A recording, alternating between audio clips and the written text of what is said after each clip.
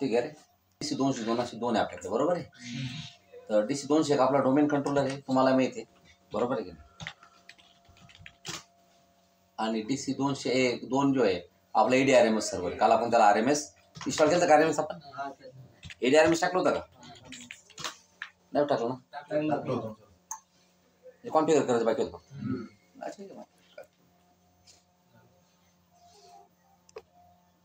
ADRMS server चालू करा. नाही आपण फक्त रोल टाकला होता, कॉन्फिगर नव्हतं केलं. ठीक आहे ना, कॉन्फिगर करावं लागेल. हे काय नाही आलं आहे आधी. हे काय perform additional configuration for the ADRMS. हे काय परफॉर्म ॲडिशनल कॉन्फिगरेशन. आता इथून पुढे त्याचं कॉन्फिगरेशन आता बघा. Next, create a new ADRMS root cluster. सगळ्यात पहिले ADRMS ला रूट क्लस्टर बनावं लागतं. and we are going to create ADRMS root cluster here. Next,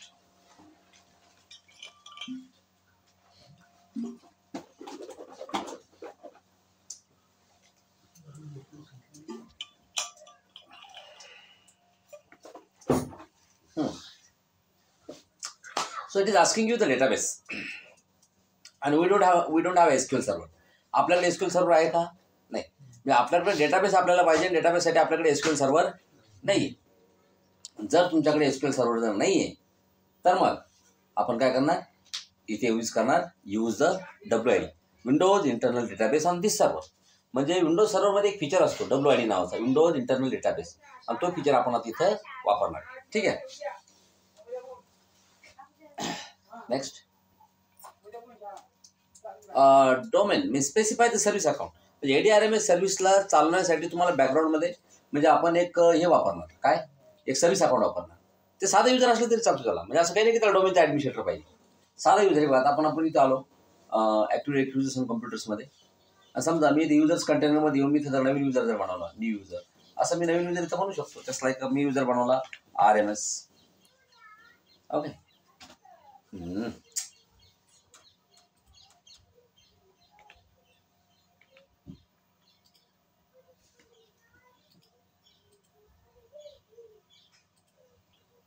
me user बनवतो RMS, युजरचा लॉगआउट नेम RMS, आणि त्यानंतर पासवर्ड, एक कॉम्प्लेक्स पासवर्ड द्या. आणि ह्या इथं क्लिक करायला विसरू नका. अरे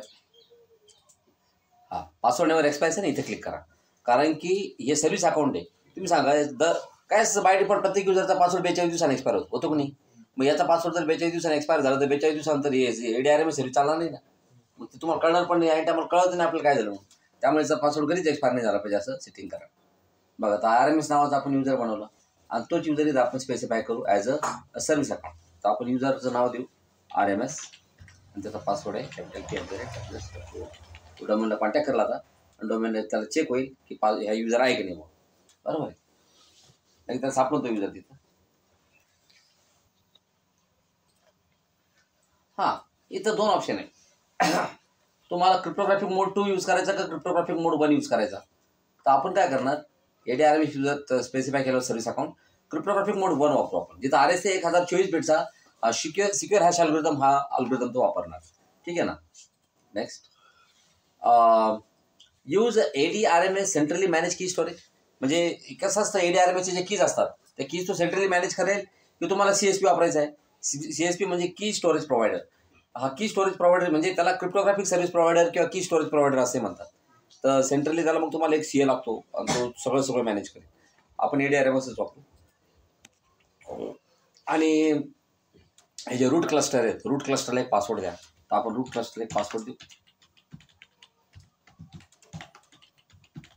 म्हणजे रूट क्लस्टर प्रोटेक्ट करण्यासाठी डिफॉल्ट वेबसाईटमध्ये आपण इथे कंटेंट्स वापरणार आहे. कारण याला वेबसाईट पण लागते ना. डिफॉल्ट वेबसाईट हा यूज करेल. तुम्हाला SSL बेस्ड वापरायचं आहे का HTTP वापरायचं. तुम्ही सिक्युअर वापरू शकता SSL बेस्ड किंवा तुम्ही अनसिक्युअर वापरू शकता. तुम्ही जर म्हणले SSL वापरायचं, तुम्हाला माहिती आहे मग काय DC 202 https://DC 202 fully qualified domain name hackers.com. कारण की तुमचा हा जे ना DC 202 आहे ना, यासाठी आपण सर्टिफिकेट घेईल ना. मग पुढे गेल्यानंतर ते सर्टिफिकेट विचार तुम्हाला, हे बघा इश्यूड टू DC 202 हे सर्टिफिकेट बघा आहे की नाही. Next register the service connection point now. SCP, register the SCP service connection point now and install it.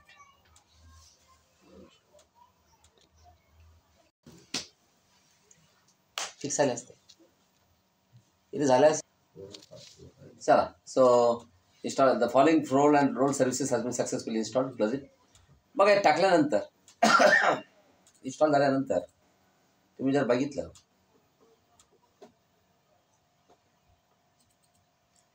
तर आता तुम्ही टूल्समध्ये जा. बघा या ठिकाणी तुम्ही जे टाकले आता ॲक्टिव्ह डिरेक्टरी, हे बघा इथे दिसतं तुम्हाला active directory rights management services. तर चालू करा active directory rights management services console open करा. ओपन केल्यानंतर yes connect to the ADRMS root cluster. तर लायसन्सर सर्वर असते. ऐसा तो होता नहीं ना, ऐसा तो नहीं होता.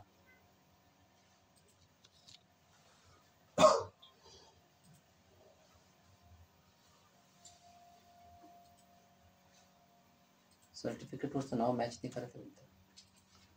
एकदा ADRMS सर्व्हरला रिस्टार्ट करा. होऊ शकत नाही. ते आता ते पैसे माझ्यासाठी दिले होते त्यांनी, आम्हाला कोणी ₹1 फेकून नाही आणला. तुम्हाला सांगायचं तुम्ही आधी फोन केला असं तुम्हाला पैसे पाठवले असते. म्हणला त्याला पैसे 5,000 रुपये मतदान दिले असेल तुम्हाला. काय करायचं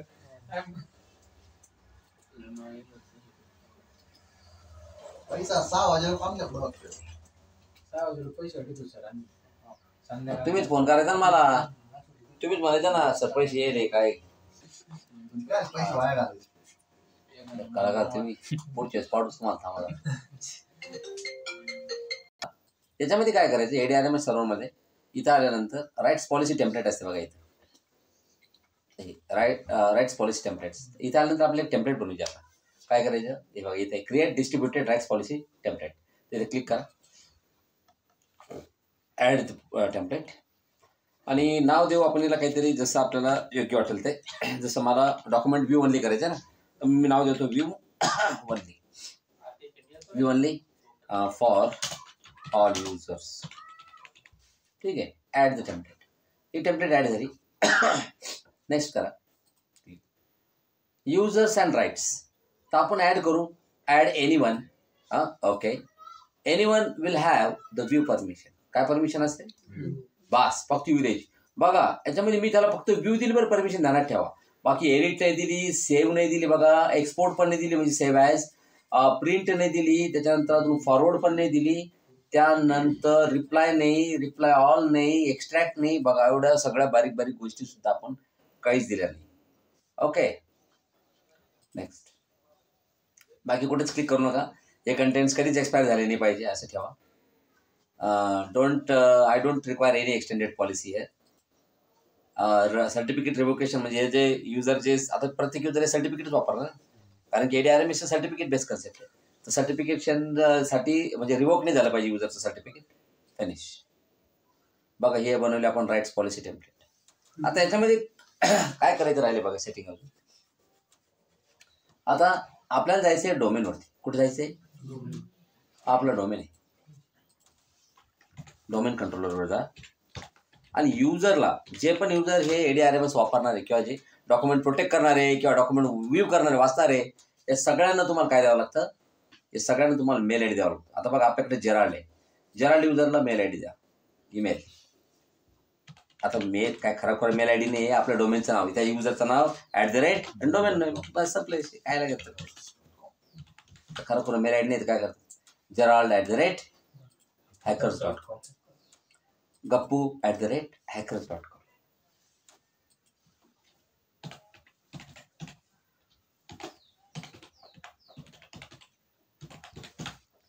ठीक आहे, गप्पू @hackers.com, चिंटू @hackers.com.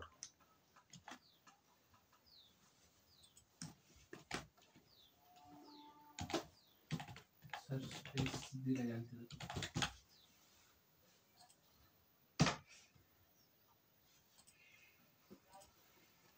त्याच्यानंतर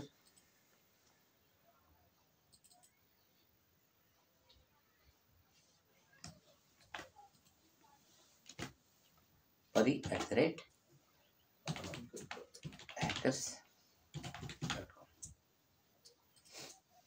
आता हे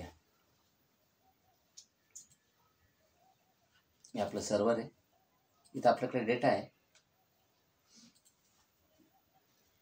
नाही डेटा काय काम आहे सर्व्हर तुमचं डेटा नाही.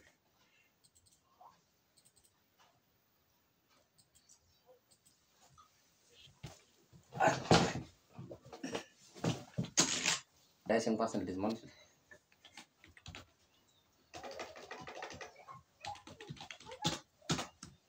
तर हे पार्सल विचारा ना तुम्ही. हां काल त्याने घेतले ना 3,000. माझे भाव मोठ्या भावाना माझे लहान भावाना आणि त्यांना 3,000 3,000 भाड्याचे पैसे घेतले त्यांनी समजा. खरं का फुल कंट्रोल NT प्लस परमिशन पण एवढी फुल कंट्रोलला काही फरक पडत नाही.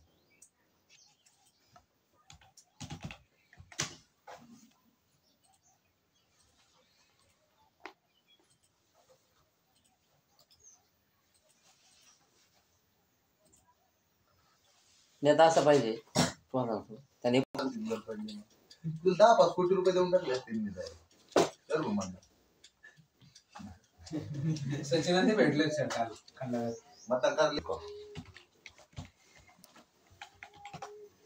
परियुजरना लॉग इन करू आपण. परियुजरना डॉक्युमेंट काय करू, डॉक्युमेंट प्रोटेक्ट करू आणि बाकी युजरना बघा ते डॉक्युमेंट जर तुम्हाला जर वाचायचं असेल तुम्ही जर डॉक्युमेंट असेल त्याला डिजिटल राईट्स मॅनेजमेंट लागतं. ADRMS म्हणजे सेक्युरिटी सर्टिफिकेट सर्च बिना हे बघा ते डॉक्युमेंट आता प्रोटेक्ट जर केलं नाही एकदा आणि तुम्ही जर डोमेन मध्ये जर नसेल ते डॉक्युमेंट वाचू शकत नाही. आता डोमेन मध्ये पाहिजे तुमचं युजर आयडी पासवर्ड पाहिजे तुमच्यावर.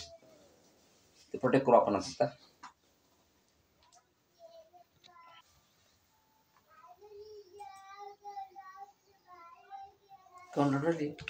बरी अरे 2003 आहे.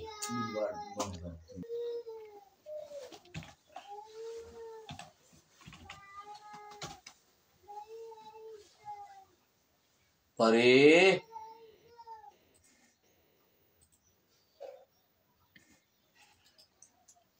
कमीत कमी नवीन ठिकाणी तरी इन्स्टॉल नाही झालं पाहिजे की.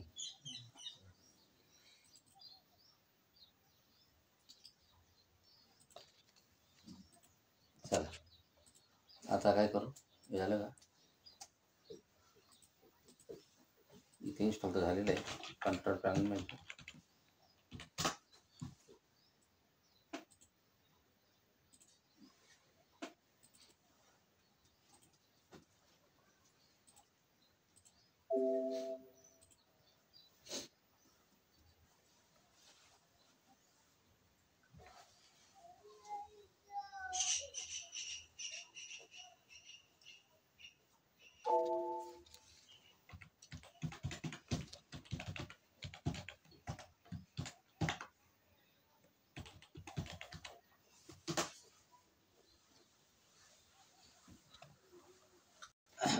DC 201 वर आहे ना ते 21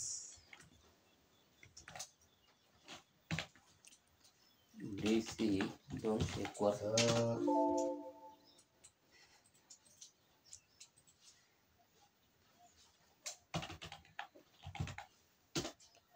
DC 201 वर काय आहे, एक फोल्डर आहे ते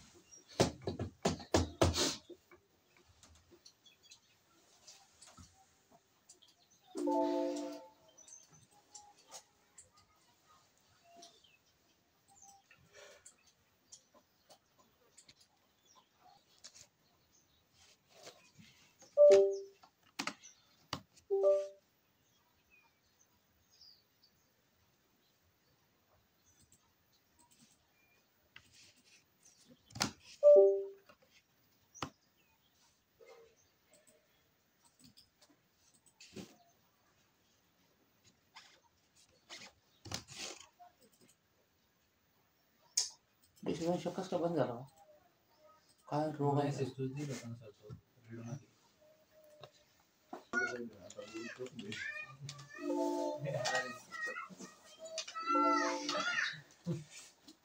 आता बोलतोच नाही. सगळं त्याच्या मागं लागून गेलं बिचारा. आमचा माणूस काय. त्याचा फिरायला दिसतो. ए शांत बस. बडबडी हे सगळं पण नंतर. Not installed.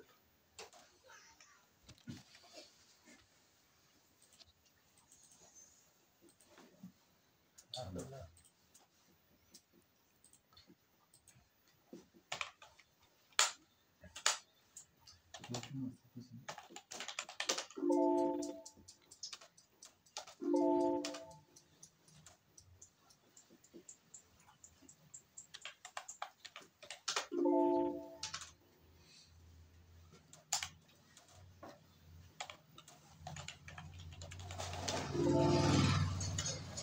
अवघडच काम.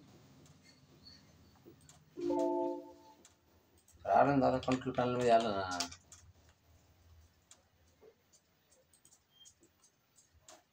हो ना.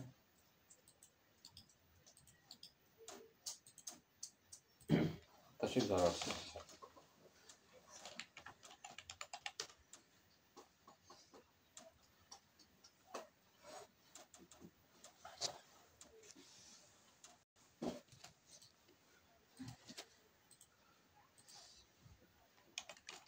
चला तर एम एस ऑफिस क्लायंट साईडला इन्स्टॉल आहे. युजर आपला परी.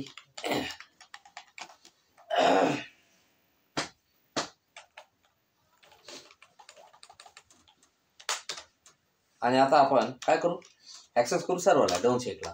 201वरती एक फोल्डर बघा सेल्स नावाचं, आणि आपल्या तिथं डॉक्युमेंट्स आहे. म्हणजे आता विचार करा, आपल्याला इथं फुल कंट्रोल परमिशन, म्हणजे आपण हे फाईल मॅनेज करतो. जसं एक्झाम्पल आपण ACC आउटलाईन ही फाईल मी मॅनेज करतो ॲज अ परी युजर जे आहे ती मॅनेज करतो. ठीक आहे. ACC आउटलाईन ओपन केली फाईल. ओके. हां, आता ही फाईल परीची, परी या फाईलला मॅनेज करते. ठीक आहे. तर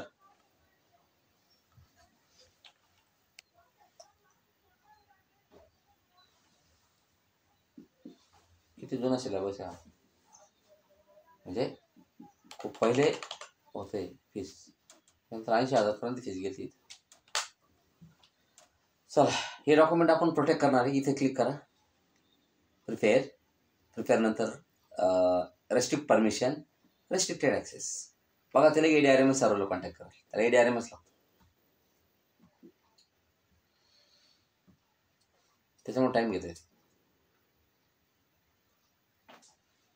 हे बघा, certificate you are viewing does not match the name of yes, आणि युजर तुमचं युजर नेम द्या, परी password.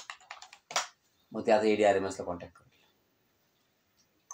Yes, restrict permission to this document. Everyone will have a read permission. And चेंजची परमिशन फक्त कोणाला द्यायची, चेंजची परमिशन फक्त परीला द्यायची. कोणाला? परी चेंज करणार, बाकी कोणीच चेंज नाही करणार. ओके, झालं. आता रेस्ट्रिक्ट ॲक्सेस झाले या डॉक्युमेंटला. सेव्ह दिस डॉक्युमेंट झालं. आता बघा, तुम्ही चेंज करू शकता. त्याच्यामध्ये दिलं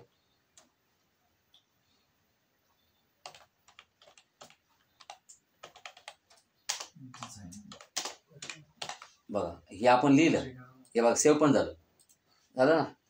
आता हे डॉक्युमेंट बघा, हे डॉक्युमेंट तुम्ही सर्व्हरवरती जाऊन बघितलं, त्या सर्व्हरवरती चेंज झालं बघा त्या डॉक्युमेंटमध्ये.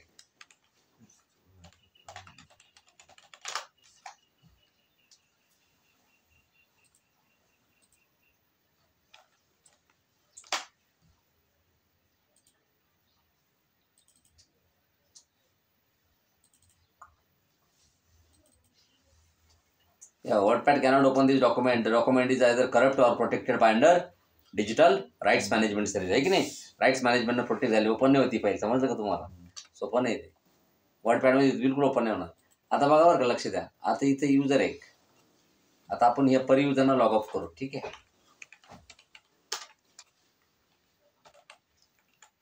दुसरे युजर घेऊ. युजरचं नाव जसं आपण कोणाला दिलं ते पॅरेल डायरेल. त्याच्यानंतर अजून डायरेल नव्हतं दिलं. डायरेल नव्हतं. गप्पू दिला. गप्पू गप्पो.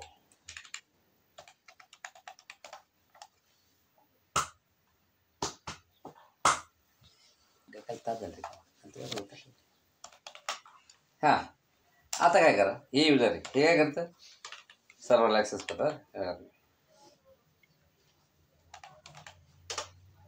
बघा ते सेल्स नावाचं फोल्डर आहे. मग सगळ्या फाईल तुम्ही ओपन करू शकता. आता हे बघा तुम्ही ही फाईल ओपन करा. याच्यामध्ये तुम्हाला चेंजेस करता येईल. काही प्रॉब्लेम नाही. कोणत्या फाईलमध्ये तुम्ही चेंजेस करू शकता.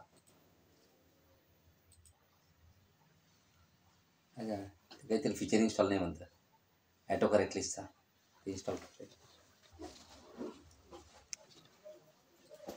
आहे ना. आता तुम्ही कोणत्या फाईलमध्ये चेंज करू शकता. कोणत्याही त्या फाईलमध्ये चेंज करायचं तुम्हाला यावा.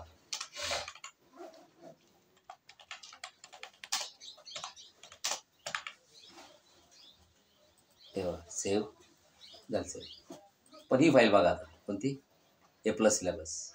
कोणती ती A+ नाही ACC आउटलाईन. ACC आउटलाईन बघा. ही फाईल ओपन व्हायला सुद्धा तुम्हाला डिजिटल राईट्स मॅनेजमेंट लागतं. तसं नाही ओपन होणार. त्यामुळे बाकी स्लो ओपन होते. डिजिटल सर्टिफिकेट वापरतो ते CA ला कॉन्टॅक्ट होतो. मग तुमचं युजर तुम्ही युजर नेम पासवर्ड टाकणार पुन्हा. हे बघा तुम्ही आता युजर नेम पासवर्ड टाकणार. हा युजर नेम टाकला तुम्ही. तुमचा काही युजर गप्पो आहे ना. बघा त्याला कॉन्टॅक्ट करतं. Now this document is protected दिसतंय बघा तुम्हाला इथं. आणि व्ह्यू परमिशनमध्ये आल्यानंतर तुम्हाला कळतं. तुम्हाला फक्त कोणता परमिशन आहे व्ह्यू. बाकी सगळे नो आहे बघा. हे बघा ना तुम्ही आता या ठिकाणी आले ना तुम्ही. हे बघा याच्यामधला मॅटर तुम्ही असं सिलेक्ट जरी केला. हे बघा याच्यामध्ये चेंजेस नाही करता मला टाईप नाही बघा. आहे का काय काहीच होत नाही मला. का एंटर नाही व्हायचं काही नाही.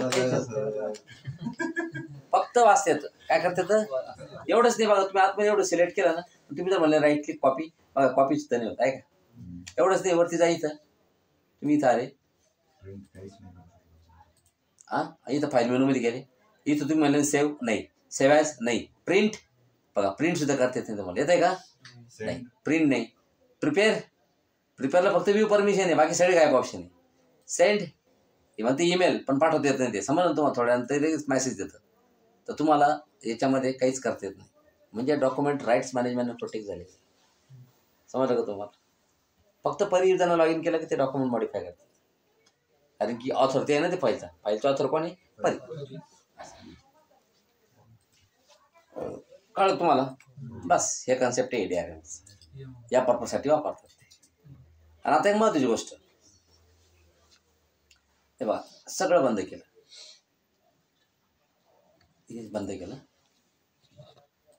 आता काय केलं